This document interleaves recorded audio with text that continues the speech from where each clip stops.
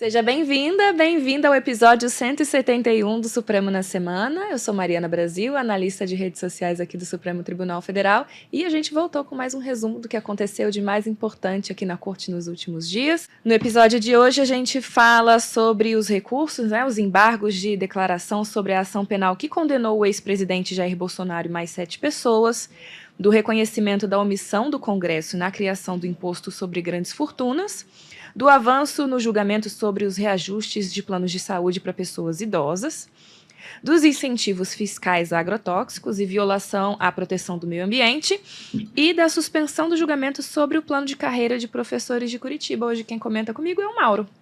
É isso, Mari. Eu sou Mauro Burlamac, jornalista da Secretaria de Comunicação Social aqui do Supremo, então vou ajudar a Mari a contar essa semana aqui no Supremo. Então vamos lá, a primeira turma começou a analisar recursos, os embargos de declaração do ex-presidente Jair Bolsonaro e mais 6 condenados na ação penal 2668 por tentativa de golpe de Estado, né, Mauro? É isso, Mari.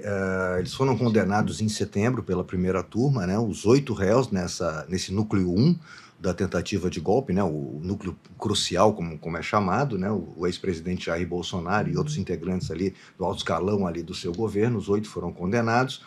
E aí, publicado o acórdão dessa condenação, 7 deles entraram com esses recursos, né, que tem esse nome aí, embargos de declaração.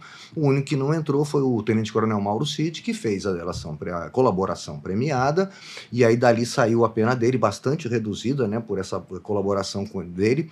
Ele teve uma pena de 2 anos a ser cumprida em regime aberto. Então, no caso dele, foi publicado o acórdão, passou em branco o período de possibilidade de recurso, ele não recorreu, e aí transitou em julgado para ele, então ele já está cumprindo a pena dele. É por isso que a gente fala aqui 7 pessoas, 8 pessoas, porque com o tenente-coronel Mauro Cid é um pouco diferente, né? Ele tem a... Isso, foi condenado e não recorreu da condenação. Os outros 7, sim, aí recorreram. O ex-presidente Jair Bolsonaro e os outros 6, então, recorreram com esse recurso, embargos de declaração, que basicamente tem a função de esclarecer algum ponto da decisão que tenha ficado, né, obscuro, alguma omissão. Isso, alguma coisa que não tenha sido analisada, né, pelo colegiado ali, que a defesa entenda que não tenha sido analisada. O objetivo principal desse tipo de recurso é esse, não é mudar a decisão. O que acontece é que, em muitos casos, as defesas pedem que se dê o efeito infringente, como eles chamam, o efeito modificativo. Eu vou entrar com um recurso que não tem como objetivo a mudança da decisão, mas eu vou pedir que mude. Vou trazer elementos e vou pedir que mude aquela decisão. Já teve casos em que conseguiu-se mudar a dosimetria da pena, o tamanho da pena aplicada, o cálculo da pena foi alterado na análise de embargo de declaração. Então, assim, né, a gente sempre diz, o objetivo principal é sanar essas omissões, é tirar essas omissões, mas, eventualmente, né, outras possibilidades existem, a gente não pode excluir isso de pronto, como dizia o ministro Aires Brito. Mas, no caso aqui, então, o julgamento começou. Hoje. E já temos votos, né? Hoje dia que a gente grava o podcast, uma sexta-feira, e a gente já tem 2 votos, né, Mauro, até então? Isso, ministro Alexandre, relator, isso, e ministro Flávio Dino, já votaram, né? Acabei de dar uma última olhada aqui no que a gente estava começando, só tinha esses 2 votos. O ministro Alexandre de Moraes, eu passei o olho na questão no recurso do ex-presidente Jair Bolsonaro, e aí o ministro rejeita todas as alegações de omissão, né, na análise das preliminares, que não teria sido analisado todas, né, de que não foi analisada a questão de que o ex-presidente teria desistido, né, de forma voluntária da continuidade daquela ideia, vamos dizer assim, da tentativa de golpe de Estado, e também omissões no cálculo do tamanho da pena, na chamada dosimetria da pena. Isso foram as principais alegações da defesa do ex-presidente Jair Bolsonaro. O ministro Alexandre de Moraes rejeita todas, diz que não há nenhuma omissão, nada a ser esclarecido nesse recurso do ex-presidente, e então rejeita todos eles, acompanhado então já pelo ministro Flávio Dino. Importante a gente ressaltar, Mari, são 7 embargos de declaração, 7 recursos, um de cada dos condenados, eles são analisados separadamente. Então, como está no plenário virtual, cada um desses recursos tem uma análise própria, cada um pode ter um fecho diferente, um pode ser acolhido, todos rejeitados, todos, entendeu? Cada um vai ter pode ter um desfecho próprio, então eles são analisados individualmente, e a sessão de plenário virtual, que tem duração de 6 dias úteis, como a gente já explicou aqui várias vezes. Então, o julgamento se encerra na sexta-feira que vem, às 23h59, é o prazo que os ministros têm para votar. Eventualmente, já estamos com 2 votos hoje, pode ser que venha um terceiro, né? São 4 ministros votando, lembrando que o ministro Luiz Fux saiu da primeira turma, né? Deixou a primeira turma, já está compondo lá a segunda turma, então 4 ministros vão votar, pode ser até que eles votem hoje ou na segunda-feira, mas o julgamento segue até a sexta-feira, quando acaba e é proclamado o resultado. A gente aguarda e traz para cá assim que com certeza. voltarmos no próximo episódio, né? E nessa semana o plenário do STF concluiu o julgamento da ação direta de inconstitucionalidade por omissão, da ADO 55, e por maioria reconheceu a omissão do Congresso Nacional em regulamentar o imposto sobre grandes fortunas, né? Um assunto que a gente tem visto ser bem comentado nas redes sociais, né? O tema é bastante interessante, né? O autor dessa ação aqui é o PSOL, o Partido Socialismo e Liberdade, e o que ele fala é que passadas 3 décadas, a Constituição é de 88... A Constituição já prevê que isso devia ter sido, né, regulamentado. Como a gente falava aqui, a Constituição, ela obriga no artigo 153, inciso 7º, que a União institua. Ela não dá opção, ela fala que institua imposto sobre grandes fortunas na forma da lei. Né? No episódio passado eu falei, quando a Constituição fala isso na forma da lei, ela está determinando que o Legislativo crie uma lei para instituir aquilo que a Constituição manda. Então, né, não é uma sugestão da Constituição, é uma ordem da Constituição que isso seja criado. Então, o pessoal fala, 37 anos a gente comemorou recentemente, né? Em outubro, dia 5 de outubro. 5 de outubro agora. Os 37 anos da Constituição, esse inciso 7º está lá na Constituição desde o começo e nunca foi instituído. E aí, então, os ministros entenderam, né, claramente que há uma demora do Congresso em legislar, que é uma omissão, ele está sendo omisso, ele está deixando de cumprir uma ordem da Constituição Federal. Então, por maioria de votos, né, assim, é muito simples até essa discussão, porque é muito clara a Constituição obrigando a fazer uma lei que crie esse imposto e o Congresso, né, nessa demora. E aí, alguns pontos interessantes, né, que são comentados, o ministro Alexandre, que presidiu essa sessão desse julgamento, a primeira vez, né, ele é o vice-presidente atual. Isso, o ministro Fachin se ausentou justificadamente, o ministro Alexandre, a primeira vez que conduz a presidência aqui de uma sessão, e ele comentou, né, esse artigo 153, que fala que compete à União instituir impostos sobre, e aí fala 8, tem 8 incisos. Desses 8 incisos, o único que não foi instituído é o imposto sobre grandes fortunas. Os outros todos já foram instituídos, inclusive o último, que é o inciso 8º, que fala em imposto sobre produção, extração, comercialização ou importação de bens e serviços prejudiciais à saúde ou ao meio ambiente. Isso foi incluído por uma emenda constitucional recente, há poucos anos atrás, e o imposto já foi instituído. Mas o das grandes fortunas continua, né, sem ser instituído. E ele, inclusive, ele também cita a importância, o ministro Dino, quando vota, cita a importância dos tributos, né? Porque o tributo, né, a gente acha ruim de ter que pagar tanto imposto, mas é um imposto que faz a gente distribuir riqueza, né, você consegue ter um sistema de saúde, um sistema de educação, você consegue ter segurança por tudo, né, os impostos, os tributos que sustentam a democracia, né, sustentam o nosso Estado. Então, é muito importante ter. E esse tipo de imposto, ele ainda ajuda a diminuir desigualdades sociais entre ricos e pobres, né? Porque você vai taxar mais quem está ganhando mais. Né? Os ministros explicam, o ministro Dino fala, quando você paga imposto num pacote de arroz, o pobre pagar o imposto sobre aquele pacote de arroz, percentualmente é muito maior aquele valor em relação ao que ele ganha do que um rico. Um rico, aquilo não vale nada para ele, e o pobre está pagando muito mais. Então, você está tratando de forma igual quem é desigual. Então, a ideia do imposto tem muito essa proporcionalidade, e então esse tipo de imposto sobre grandes fortunas, né, os ministros destacaram muito a importância. O ministro Dino chegou a sugerir que fosse dado um prazo para que o Congresso editasse uma lei, criasse esse imposto. Ele, né, lembrou que o ano que vem é um ano de eleições, então ele deu 24 meses no voto dele, mas os ministros acabaram não fixando o prazo com base, né, enfim, cada um com seus argumentos, mas um argumento muito forte foi do ministro Cristiano Zanin. Porque uma das preocupações que se tem com esse imposto de grandes fortunas, qual é? Você cria esse tipo de imposto, as pessoas que têm grandes patrimônios, que vão sofrer bastante com esse tipo de imposto, eles fogem do país, eles tiram seu patrimônio todo do país e levam para outro lugar. Eles citaram um caso, a França, por exemplo, aconteceu isso, instituiu esse imposto e as pessoas tiraram seu patrimônio de lá para outros lugares para não pagar imposto, né? Evasão total de dinheiro, isso é ruim para o país que está perdendo recursos, né? E aí o ministro Cristiano Zanin fala que até para evitar isso, o G20, o grupo das 20 nações mais ricas, está estudando, tem estudado a criação conjunta ou uma forma desses países instituírem conjuntamente esse tipo de imposto sobre grandes fortunas, mas de uma forma que, como é uma união de países, evitar exatamente esse tipo, como se fosse cercando as pessoas, não ter para onde fugir, tentar uma forma de reduzir bastante esse perigo da evasão, né, das pessoas fugirem do imposto. Então, até por essa questão, ele fala, olha, não vou fixar um prazo, porque está sendo estudado pelo G20, né? Já existe estudos nesse sentido, tem como a gente apressar. Outros ministros citam que o Congresso já tem projetos que tratam disso.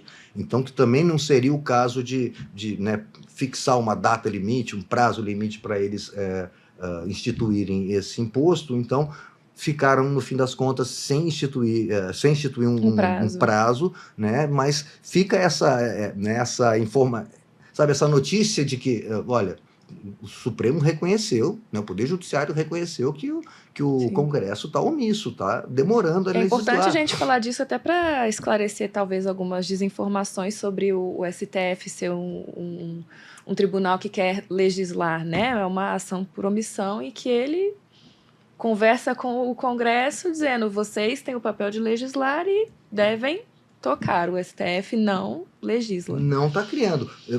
Interessante o que você comenta, porque os ministros até falaram nisso, o ministro Alexandre, lembrando a história da ação direta de inconstitucionalidade por omissão, em alguns momentos o Supremo acaba, numa questão de omissão, se vendo obrigado a determinar alguma coisa, porque quando fica um vazio, que não há uma legislação e fatos acontecem, situações acontecem, tem que ter uma solução. Eu lembro, por exemplo, da questão não sei se foi numa ação direta de omissão, mas a greve dos servidores públicos não tinha legislação, né? Então, você tem que dar uma solução para aquilo. Como é que você vai tratar aquilo? E aí eles pegaram a lei da greve geral para, né, fazer a adaptação enquanto não se criasse uma legislação própria. Então, assim, às vezes o Supremo é obrigado a dar uma solução temporária até que o Congresso legisle, mas não é o que se busca, não é o que se quer. Então, nessa ação ficou muito claro, o Supremo reconheceu que existe, sequer fixando o prazo, só reconheceu. Há uma mora, a Constituição manda que se crie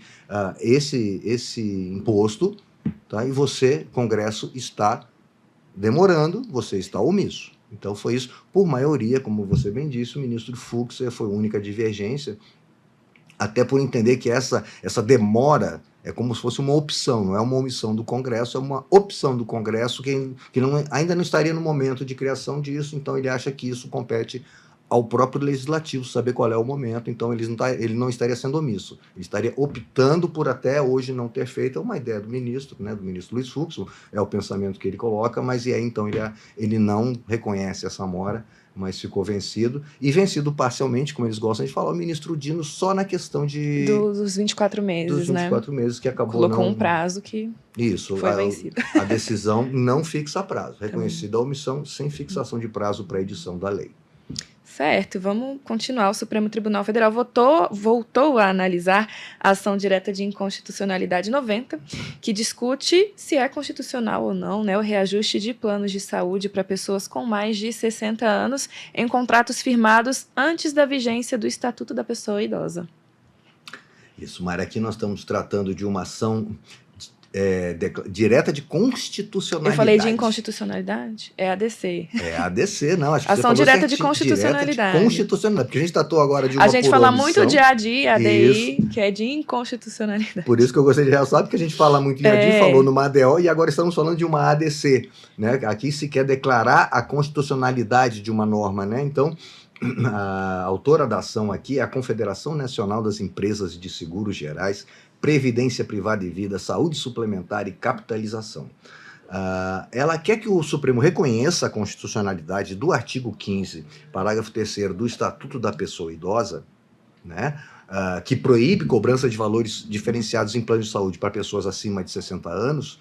Acima de 60 anos por quê? Porque o Estatuto do Idoso ou da Pessoa Idosa é exatamente para dar garantias a pessoas com 60 anos ou mais, né? Então, o recorte dos 60 anos é bem aí. Mas ele quer que se reconheça a constitucionalidade dessa norma, do Estatuto da Pessoa Idosa, mas que isso não se aplique a contratos de planos de saúde assinados antes da entrada em vigor do Estatuto da Pessoa Idosa. Então, quem assinou contratos de plano de saúde antes da entrada em vigor, essa norma não se aplicaria a eles. Só para contratos que viessem a ser assinados depois da entrada em vigor. O Estatuto da Pessoa Idosa é de 2003. É de dezembro de 2003. Ah, tá. Aqui está falando alguma coisa sobre renovação após janeiro de 2004, isso, mas eu acho que é quando quando ela passou a valer. Ela foi promulgada no final de 2003, então em 1º de janeiro ela passou a valer. Isso. Então, para a entidade, só poderia se aplicar o Estatuto da Pessoa Idosa nesse ponto que proíbe essa diferenciação para contratos assinados a partir dali. Os anteriores não, né? Então, a discussão é basicamente essa. Nesse caso aqui, o relator é o ministro Dias Toffoli. Votaram agora nessa sessão, o ministro Dias Toffoli já tinha votado, os ministros André Mendonça e Cristiano Zanin, tá? Eles reconhecem a constitucionalidade do dispositivo do Estatuto da Pessoa Idosa, mas entendem que realmente ele não pode ser aplicado a contratos anteriores. Tá? Ele só pode ser aplicado a contratos que são assinados depois de janeiro de 2004, como você comentou, que é quando começou a valer o Estatuto da Pessoa Idosa, né? O ministro Gilmar Mendes aí fica num posicionamento mais intermediário. Ele acha que pode se aplicar a contratos anteriores, que foram assinados antes da vigência do Estatuto da Pessoa Idosa, mas se esses contratos tiverem sido renovados depois da entrada em vigor, né? O ministro Flávio Dino vota de uma forma diferente já. Ele entende que o Estatuto da Pessoa Idosa se aplica a contratos assinados anteriormente à entrada em vigor do Estatuto da Pessoa Idosa. Só que ele só gera efeitos para frente. Tá? Então, a pessoa assinou um contrato lá atrás, antes da entrada em vigor do Estatuto da Pessoa Idosa. Quando vem o estatuto que proíbe diferenciação de valores por conta da idade, se a pessoa depois desse prazo completar 60 anos, ela não pode, né, ter um aumento superior. Quem teve isso anteriormente, o ministro entende que se aplica. Mas o que o ministro difere também dos outros ministros para ele, isso não pode gerar nenhum pedido de ressarcimento ou indenização. Então, os efeitos vão ser para frente. A pessoa teve um aumento que não valeu, porque ela, né, foi por conta da idade, vamos reajustar isso, vamos reduzir, vamos melhorar, vamos colocar isso aqui no parâmetro certo. Mas ninguém pode pedir ressarcimento, não pode haver pedido de ficar um passivo para a empresa ou para a pessoa, ninguém fica devendo ninguém. O que ficou para trás, ficou para trás, se ajusta os valores das parcelas e isso passa a valer daqui para frente, né? São os efeitos futuros da decisão. Esse foi, então, o entendimento do ministro Flávio Dino. Ministro Nunes Marques acompanha o relator, ministro Dias Toffoli, entendendo que não se aplica a contratos assinados antes da entrada em vigor do Estatuto, mas ele tem uma diferença também que os contratos podem ser adaptados, os contratos antigos podem ser, né, ajustados, adaptados à nova realidade, e aí, né, se permite que haja, né, os parâmetros de valores sejam acertados. O que acontece nesse julgamento, Mário, uma coisa muito interessante. Tem um outro caso que a gente comentou aqui, um recurso extraordinário, eu anotei aqui, recurso extraordinário 638.52, autor Unimed, contra o caso de uma senhora que Sim, foi recentemente que a gente trouxe esse caso para cá. A gente comentou aqui, ela assinou um contrato, né, em 1999, o contrato previa faixas etárias que iam, inclusive, até os 70 anos. Ela fez 60 anos em 2008, E aí, né, teve um aumento no valor da mensalidade, porque entrou na faixa de 60 anos, mas já estava em vigência o Estatuto da Pessoa Idosa, né? 2004, como a gente comentou. Ela aciona o judiciário dizendo que tinha que aplicar o Estatuto da Pessoa Idosa, mesmo que ela tivesse assinado o contrato anteriormente, e ela, então, ganha na justiça, vence, né, na justiça. A justiça entende que sim, que ela, né, não pode ter esse aumento, porque o Estatuto da Pessoa Idosa garante isso para ela. O caso chega ao Supremo, o relator a ministra Rosa Weber, que entende nesse sentido. O Estatuto da Pessoa Idosa alcança contratos assinados anteriormente, né? Não pode ter quem chega a 60 anos, não pode ter o valor aumentado por conta da garantia do Estatuto da Pessoa Idosa. Aí a ministra Rosa Weber é acompanhada pelos ministros Lewandowski, Celso de Mello, Edson Fachin, Alexandre de Moraes, Gilmar Mendes e Carmen Lúcia. Já uma maioria pelo desprovimento do recurso, dando um entendimento de que o Estatuto da Pessoa Idosa pode retroceder, né? Pode retroagir. O que acontece? Na ADC que a gente está julgando agora, esse RE foi julgado há um tempo atrás, como você comentou, e eles suspenderam para aguardar o julgamento dessa ADC que aconteceu essa semana. Nesse julgamento, não votaram, naquele RE, não votaram os ministros Nunes Marques, André Mendonça, Cristiano Zanin e Flávio Dino, porque sucederam os ministros Celso de Mello, Marco Aurélio, Ricardo Lewandowski e Rosa Weber. Então, alguns ministros que foram substituídos, quem entrou mudou o entendimento. Então, a gente tem lá 7 votos por uma corrente, aqui já tem 4 votos por uma outra corrente. Então, e é o mesmo tema, o mesmíssimo tema. Então, o que o ministro Edson Fachin, o presidente, falou? Que ele vai aguardar a conclusão dos dois julgamentos, né? O RE já com aquele placar, esperar a conclusão dessa ADC para ele, então, poder, né, chegar a propor uma solução para a tese que está em discussão, sim, se vale ou não vale, né? Juntando os dois casos.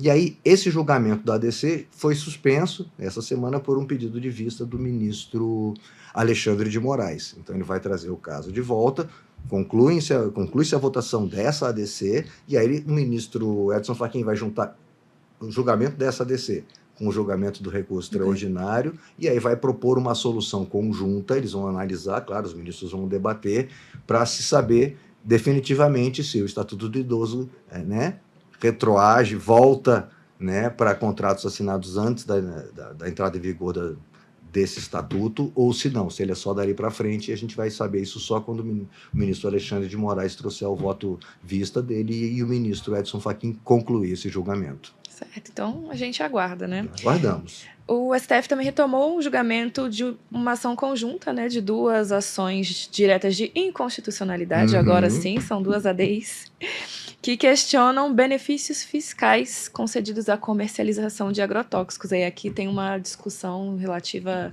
a benefícios para quem usa agrotóxico e os danos ao meio ambiente. Aí tem uma discussão mais ampla sobre esse tema, né?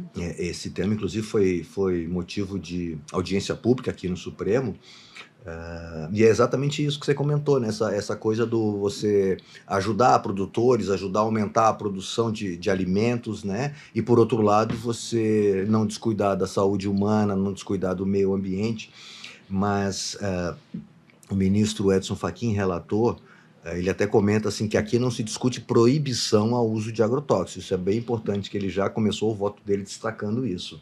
Mas sobre incentivos, né? Exatamente, a questão do agrotóxico, dos incentivos fiscais, é basicamente, até porque as 2 ações que você comentou, uma ajuizada pelo PSOL e outra pelo Partido Verde, as ações questionam dispositivos do convênio 100, 1997, do Conselho Nacional de Política Fazendária, que reduzia em 60% a base de cálculo do CMS para agrotóxicos. E a alíquota zero de IPI para alguns produtos. E a alíquota zero, exatamente, você poder zerar essa alíquota, né? E o PV ainda contesta um trecho da Emenda Constitucional 132 de 2023, que autoriza um regime tributário diferenciado para insumos agropecuários. Então, é isso, a discussão aqui é sobre a política fiscal, né, do governo, que no tocante a produtos agropecuários, né? Então ele fala assim, não se trata de proibir se é bom, se o agrotóxico, não é isso que a gente está discutindo. A gente pode-se fazer essa diferenciação para agrotóxicos, né? Chegar a zero IPI, reduzir em 60% o ICMS, Então, ele deixou bem claro isso. Não vamos aqui, né, falar mal ou bem, não. Só vai a política fiscal. Mas aí, no entendimento do ministro Edson Fachin, a Constituição, lida de uma forma, né, abrangente, ela prevê que o sistema tributário brasileiro tem que ser ambientalmente calibrado, como ele diz, né? Acho que ele tem que ser harmônico, né? Ele tem que entender que mercadorias ou processos produtivos que sejam mais nocivos à saúde ou ao meio ambiente devem ter uma tributação mais dura. Produtos que são mais para desestimular saudáveis, a utilização de produtos mais nocivos, né? Exatamente isso. Que existe ali um meio termo, vamos dizer, tem produtos mais nocivos, para os mais nocivos seria menos incentivo, né? Isso, Fiscal. e você colocou muito bem, porque o ministro fala: a tributação ambientalmente diferenciada pode, a longo prazo, estimular inovação e reduzir riscos à saúde humana e à natureza, que foi exatamente o que você comentou. Se você, né, não vai fazer as pessoas usar, vou te dar incentivo para você usar, não. Incentivo para não usar, para que a produção melhore, mas com cuidado à saúde humana, com cuidado ao meio ambiente, porque sabe-se que, né, muitos agrotóxicos proibidos mundo afora, isso foi citado nas audiências públicas, no julgamento agora. Então, o ministro declara a inconstitucionalidade das cláusulas 1ª e 3ª do convênio CONFAS, que a gente comentou há pouco, né, convênio 100/1997, a inconstitucionalidade da fixação de alíquota zero no IPI para agrotóxicos indicados no decreto 11.158 e do artigo 9º, parágrafo 1º, inciso 11 da emenda constitucional, que tratava daquela política diferenciada para agrotóxicos. O ministro Edson Fachin é inconstitucional. Só votou, depois do ministro Edson Fachin, o ministro André Mendonça, abrindo uma divergência, que ele entende que essa política, a concessão de benefícios fiscais para insumos agropecuários é constitucional. A Constituição permite, mas que da mesma forma, né, aí que é uma diferença, ela é parcial, há que haver uma ponderação, né, eles têm que, os valores constitucionais da proteção ao meio ambiente, à saúde humana e, né, a liberdade de iniciativa privada, leva a entender que o Estado pode conceder benefícios fiscais aos produtos mais eficientes e com menor toxicidade, como ele fala, e não conceder quando for menos eficiente e mais tóxicos. Tá? Mas, assim, ele entende que pode, que é constitucional, esse tratamento diferenciado, mas que tem que haver esse balanço. Então, é interessante porque os dois ministros falam que tem que haver uma proporcionalidade aí, mas o ministro Fachin, considerando que é inconstitucional, dá esse tratamento diferenciado, aberto e livre para uma lista grande de agrotóxicos, como é o caso aqui das leis que são questionadas, e o ministro André Mendonça entendendo que é constitucional, mas que tem que ter também esse equilíbrio na hora de conceder um benefício ou não.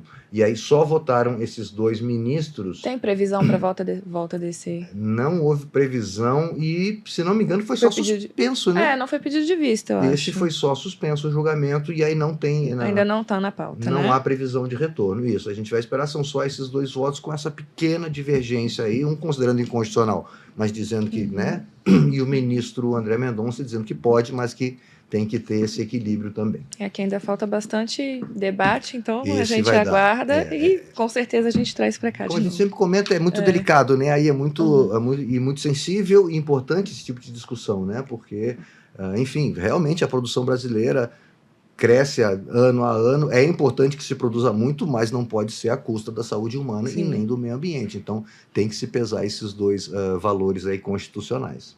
Certo. O plenário do STF também retomou o julgamento de um recurso extraordinário com agravo, que trata da validade de normas municipais que instituíram o plano de carreira para professores de Curitiba.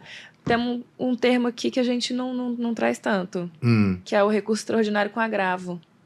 Recurso extraordinário. Já pode explicar para a gente o que é o agravo. Então, vamos lá. O recurso extraordinário a gente sempre comenta, né? É o recurso para a última instância. Né? Cada instância tem um tipo de recurso, e, né, na terceira instância, vamos colocar assim, nos tribunais superiores, perdão, são os recursos especiais normalmente, e para o Supremo, o que cabe é recurso extraordinário contra decisões de instâncias inferiores. E aí aqui no Supremo, para que ele possa ser aceito e discutido, ele tem que, né, as partes têm que comprovar que tem questão constitucional em análise e que ele tem repercussão geral, a gente já falou várias vezes, ou seja, que o caso não se restringe só às partes, ele tem que ter interesse político, social, econômico que alcance... E que vai ser aplicado em todas as os processos parecidos. Exatamente. O recurso extraordinário é ajuizado na instância lá onde foi dada a decisão que está sendo questionada. Né? E aí é aquela instância quem admite, fala, não, ok, esse recurso está ok para subir para o Supremo, o recurso chega aqui no Supremo, se o ministro não acolher, ou se não aceitar lá embaixo alguém, ou seja, se o recurso em algum momento for travado a subida dele para o Supremo, a parte pode entrar com esse agravo no recurso extraordinário que é contra a subida. E aí os ministros analisam, né, se realmente não é para admitir, se esse recurso não deve chegar aqui no Supremo, ou se mudam esse entendimento e fazem um recurso chegar. Então, a gente tem recursos extraordinários, que são os que chegam naturalmente, são admitidos e vêm para cá, e os recursos extraordinários com agravo, que é aquele que não pôde chegar porque não foi admitido, e os ministros vão analisar se realmente é caso de não admiti-los ou se admitem, e aí passam a analisar o caso, né, o mérito do recurso. E o que tem nessas normas que está sendo discutido, né? Aqui as duas leis que são questionadas pelo prefeito, pela prefeitura de Curitiba, elas são de iniciativa da Câmara Municipal, lá de Curitiba, né? E elas criaram essa estrutura de progressão funcional para magistério municipal, mediante critérios de assiduidade, formação continuada, titulação, e trata também de aposentadoria de professores e outros cargos, né? Tudo dentro do magistério, tudo dentro, né, da educação. Da educação dos professores, tá? O que acontece? Não foi estipulado de onde ia sair o recurso, né? Você está tendo progressão funcional, enfim, você tá dizendo que o Estado vai ter mais gastos, o município, no caso, né? Vai ter mais gastos e não está dizendo de onde vai sair os recursos. E o que acontece? A Constituição, no artigo 169, deixa eu localizar aqui, ela fala que despesa com pessoal ativo e inativo e pensionistas da União, Estado, Distrito Federal e municípios não podem exceder limites estabelecidos em lei complementar, e que qualquer aumento de remuneração, qualquer título, qualquer coisa que vá aumentar o gasto com pessoal, só pode ser feita se houver prévia dotação orçamentária suficiente para atender às projeções da despesa de pessoal e os acréscimos dela decorrentes, e se houver autorização específica na Lei de Diretrizes Orçamentárias. Esse é o artigo 169 da Constituição. E aí, então, o prefeito de Curitiba fala, olha, criou-se essa lei com essas progressões, com esse aumento, com concessão de aposentadorias especiais para professores e outros cargos, e não se disse de onde vai sair esse dinheiro. Isso está desrespeitando a Constituição Federal e a própria Constituição Estadual lá do Paraná, que tem um dispositivo que é semelhante a esse, né? Porque normalmente as constituições estaduais não podem ir contra a Constituição Federal. Então ela tem uma norma prevendo no mesmo sentido. E aí a discussão, isso foi para o TJ lá do Paraná, e o TJ entendeu, seguindo até uma jurisprudência que o Supremo já tem há algum tempo, e aí que está o interessante dessa discussão que está sendo levada aqui no Supremo, uma jurisprudência que diz o seguinte, esse artigo 169 da Constituição, que fala que não se pode criar esses aumentos de recursos com pessoal, sem dizer de onde vai sair o recurso, de onde vai sair o dinheiro, né, na LOA, né, na Lei de Diretrizes Orçamentárias, o Supremo entendeu o seguinte, esse artigo 169 não deve ser usado como parâmetro de inconstitucionalidade de uma lei. Ele não pode derrubar, tirar do mundo aí jurídico uma lei. Ele só faz com que essa lei não possa ter efeitos práticos enquanto não for definido de onde vai sair o dinheiro. De onde vai sair o dinheiro, sim. Então, o entendimento que o Supremo vem mantendo já há alguns anos é nesse sentido. Você não declara uma lei inconstitucional porque ela desrespeita o artigo 169. Você só fala assim, ela não pode surtir efeito. Enquanto não vier uma lei, então ela fica parada no ar, ela fica suspensa, não é aplicada na prática, até que vem uma lei para dizer, olha, o dinheiro vai sair daqui ou dali. Está na Lei de Diretrizes Orçamentárias, né? Está no orçamento do município, pronto. Aí aquela lei passaria a valer. Mas aí o ministro André Mendonça, isso, relator, perdão, isso, o relator... E o único a votar até então, né? Isso. O que ele entende? Ele entende que não nesse sentido de que a lei fica só suspensa, ele entende que esse artigo 169 pode ser usado como parâmetro para declarar a inconstitucionalidade de uma lei. Se alguma lei estadual, ou no caso aqui que é municipal, prevê algum aumento de gastos com o pessoal, desrespeitando o que está no artigo 169, ela deve ser declarada inconstitucional mesmo. Pronto, acabou, derrubou. Sai do mundo jurídico essa lei, do mundo não existe mais. Né? E não essa coisa dela ficar lá sem valer, né? Eles dão explicações interessantes, assim, porque você deixa ela ali sem valer, quando chega no ano eleitoral, a pessoa edita uma lei dessa, faz acontecer, e aí deixa para o outro prefeito, ou para o outro governador, que ele vai ficar com essa coisa, você vai negar isso? Né? E aí, no ano eleitoral, se você negar um aumento, você perde voto. Então, entra nessa coisa no jogo político, isso não é interessante. Sim. Então, não se deve deixar essa lei sem surtir efeitos até que venha, não. Para o ministro André, o artigo 169 deve servir como parâmetro de análise de constitucionalidade ou não de uma lei. Então, para ele, nesse caso, como não houve, né, a previsão orçamentária, a lei é inconstitucional. Ele, né, derruba vários artigos da lei que são questionados. Aqui, ele só mantém, inclusive como foi mantido lá no TJ, a questão do artigo 18, a questão da modulação no tempo. O artigo 18 previa aposentadoria especial para professores e outros cargos. Aí foi derrubada essa parte dos outros cargos. Essa aposentadoria especial vale para professores. Ele, né, o ministro André Mendonça deixa claro, isso só vale para professores e não para outros cargos. Isso é bem específico de professores. Mas casos que já tinham sido, né, que já foi dada aposentadoria, isso foi mantido lá no TJ e o ministro André aqui também mantém, então. Não vamos mexer no que já foi feito. Quem já se aposentou com base no que estava valendo, enfim, né, não vamos alterar essa situação. Não é o caso, mas os demais pontos foram declarados inconstitucionais pelo ministro André Mendonça. E aí, aqui no caso, sim, teve um pedido de vista do ministro Flávio Dino. Ministro Flávio Dino, que aí exatamente ele traz a coisa de discutir isso. Se é caso de se declarar inconstitucionalidade de uma lei quando ela for confrontada com o artigo 169 da Constituição, ou se realmente é o caso de manter a jurisprudência que vinha do Supremo, de só deixar a lei como ineficaz. A lei não pode surtir efeito enquanto não vier essa lei prevendo de onde vai vir o dinheiro, vamos dizer assim, de uma forma bem simples, mas a discussão, então, ficou bem em torno disso. Eles acabam, mesmo depois do pedido de vista do ministro Flávio Dino, é interessante quando acontece esse tipo de coisa, eles continuaram conversando, ainda debatendo, cada um trazendo um ponto, porque a pessoa que leva o pedido de vista acaba já levando todas essas considerações com relação ao que ele está propondo como análise, que ele pediu mais tempo para analisar. Então, assim, eles acabaram discutindo bastante, mesmo depois de já ter o ministro Flávio Dino comentado que ia pedir vista do caso. Então, mais um processo suspenso aí na pauta do plenário e sem previsão de retorno por enquanto. Eles já discutiram bastante nesse caso, vão continuar debatendo mais para frente, a gente comenta aqui. Com certeza.